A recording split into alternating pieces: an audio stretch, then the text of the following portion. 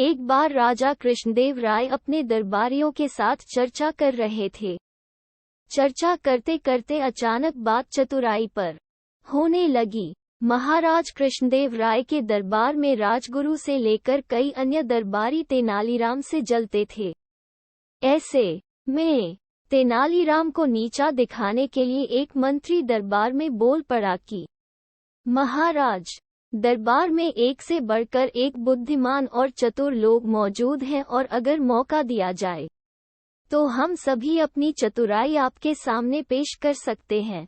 किंतु महाराज कृष्णदेव ने हैरत में पड़ते हुए पूछा, किंतु क्या मंत्री जी? इस पर सेनापति बोले, महाराज, मैं आपको बताता हूँ कि मंत्री जी के मन में क्या बात है।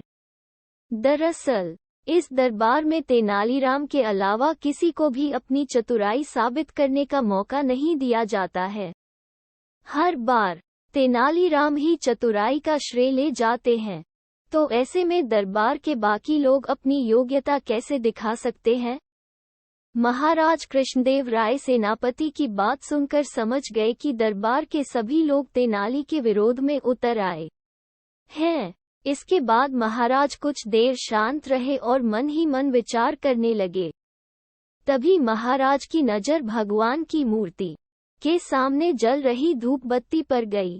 धूप बत्ती को देखकर महाराज के मन में सभी दरबारियों की परीक्षा लेने का विचार आया। उन्होंने तुरंत कहा, आप सभी दरबारियों को अपनी चतुराई साबित करने का एक मौका जरूर दिया जाएगा। जब तक सभी दरबारी अपनी चतुराई साबित नहीं कर देते, तेनाली बीच में नहीं आएगा। ये सुनकर दरबार में मौजूद लोग खुश हो गए। उन्होंने कहा, ठीक है महाराज, आप बताएं कि हमें क्या करना होगा। राजा कृष्णदेव राय ने धूपबत्ती की तरफ उंगली करते हुए कहा कि मेरे लिए 2 हाथ धुआं लेकर आओ। जो भी ये काम कर पाएगा उसे तेनालीराम से अधिक बुद्धिमान समझा जाएगा। महाराज की बात सुनकर सभी दरबारी सोच में पड़ गए और आपस में चर्चा करने लगे कि ये कैसे संभव है। भला धुएं को नापा जा सकता है क्या? इसके बाद अपनी चतुराई साबित करने के लिए सभी दरबारियों ने अपना हाथ आजमाया, लेकिन कोई भी धुआं नाप नहीं पाया। जैसे ही कोई धुएं को नापने की कोशिश करता, धुआं उनके हाथों से निकलकर उड़ जाता। जब सभी दरबारियों ने हार मान ली, तब उनमें से एक दरबारी बोला कि महाराज, हमारे हिसाब से धुएं को नापा नहीं जा सकता है। हाँ, अगर तेनाली ऐसा कर पाए तो हम उसे अपने से भी अधिक बुद्धिमान मान लेंगे, लेकिन अगर वह ऐसा नहीं कर पाए तो आपको उन्हें हमारे जैसा ही समझना होगा। राजा मुस्कुराते हुए बोले, क्यों तेनालीराम, क्या तुम तैयार हो?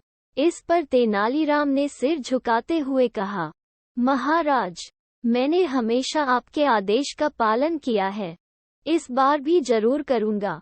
इसके बाद तेनालीराम ने एक सेवक को बुलाया और उसके कान में कुछ कहा। उनकी बात सुनकर सेवक तुरंत दरबार से बाहर चला गया। दरबार में चारों ओर चुप्पी छा गई। सभी ये देखने के लिए उतावले हुए जा रहे थे कि आखिर कैसे तेनालीराम राजा को 2 हाथ धुआं देता है। तभी सबकी नजर सेवक पर पड़ी, जो शीशे की बनी 2 हाथ लंबी नली लेकर दरबार में वापस आया था। तेनालीराम ने उस शीशे की नली का मुंह धूपबत्ती से निकलते धुएं पर लगा दिया। थोड़ी ही देर में शीशे की पूरी नली धुएं से भर गई और तेनाली ने जल्दी से नली के मुंह पर कपड़ा लगाकर उसे बंद कर दिया और उसे महाराज की तरफ करते हुए कहा, महाराज, ये लीजिए 2 हाथ धुआं। ये देख महाराज के चेहरे पर मुस्कान आ गई और उन्होंने तेनाली से नली लेकर दरबारियों की ओर देखा। सभी के सिर तेनालीराम की चतुराई देखकर शर्म से नीचे झुके हुए थे। वहां कुछ दरबारी तेनालीराम के पक्ष में भी थे। उन सब की आंखों में तेनालीराम के लिए सम्मान था। तेनालीराम की बुद्धिमानी और चतुराई देखकर राजा बोले, अब तो आप लोग ये समझ गए होंगे कि तेनालीराम की बराबरी करना संभव नहीं है।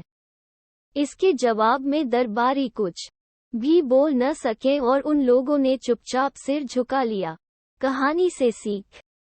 हमें दूसरों की बुद्धिमत्ता का सम्मान करना चाहिए और किसी की चतुराई से जलन नहीं करनी चाहिए।